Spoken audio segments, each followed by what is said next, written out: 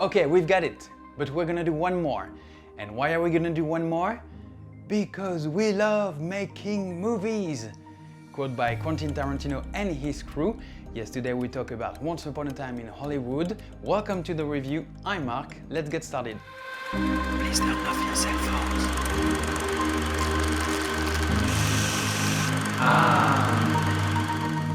So there are two or three stories that are tangled in the movie at the same time, and the main one is about an actor played by Leonardo DiCaprio and his stunt played by Brad Pitt, who are actually striving to keep being successful, keep being famous in Hollywood. And the movie itself is a kind of insight in Hollywood at the end of the 60s, showing how the actors were working, what could happen on different levels, and I kind of like it. And this is what is surprising with this movie, because usually you expect to have a plot line, you expect to solve problems, you expect to have you expect to unfold all the elements at the end of the movie, but there is not the case.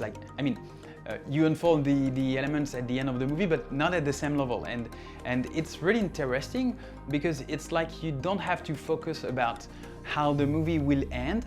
You just enjoy how the movie is. And you build element by element. It's like an insight of the lives of the actors. And I liked it. Like you don't focus anymore on the goal, but focus on the path.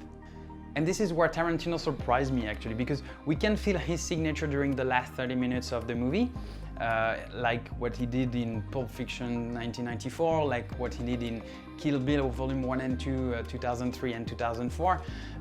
He did so many movies, I'm not gonna quote all of them, but we really feel this signature at the end of the movie. But all the rest of the movie, he put so much work into rebuilding all details, all elements from Hollywood at the end of the 60s. For instance, there is one thing that I really liked. It caught my eyes. Like at some point in the movie, there is an ambulance, and the name of the ambulance is Schaefer.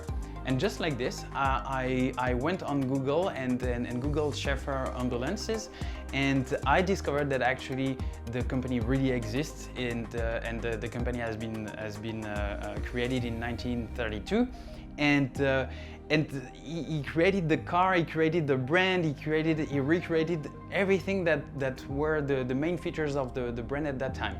I liked it.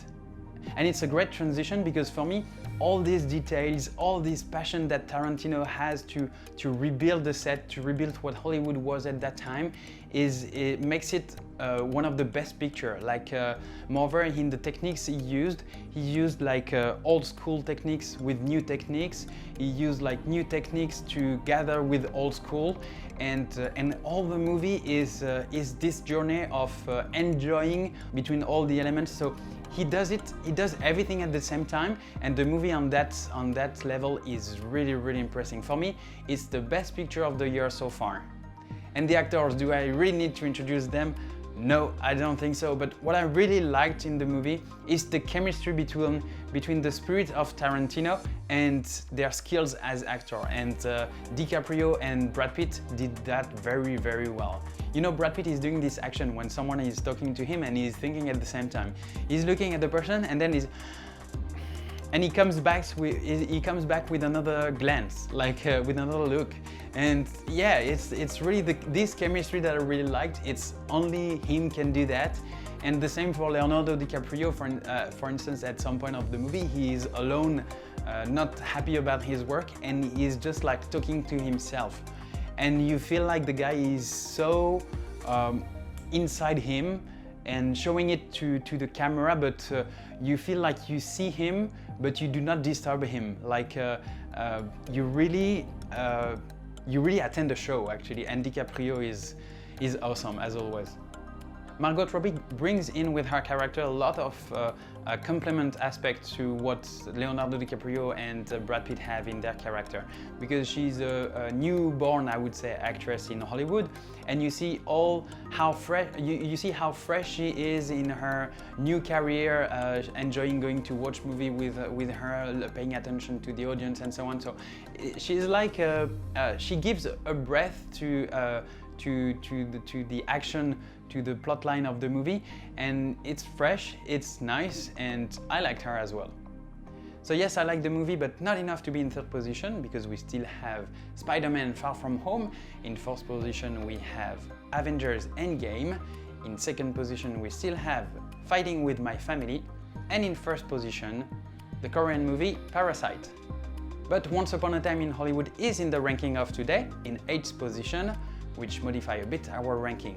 Now for the flop movies, we still have in third position Pokémon Detective Pikachu, in fourth position Yesterday, in second position we have Godzilla King of the Monsters, and in first position, I think it could stay until the end of the year, X-Men Dark Phoenix.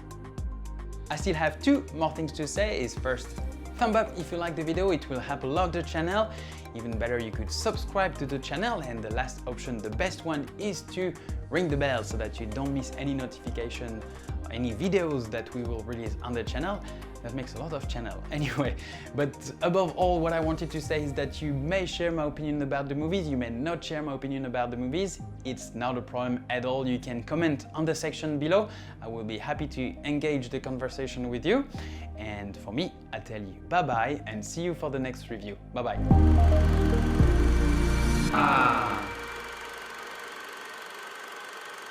You can turn on your cell phones.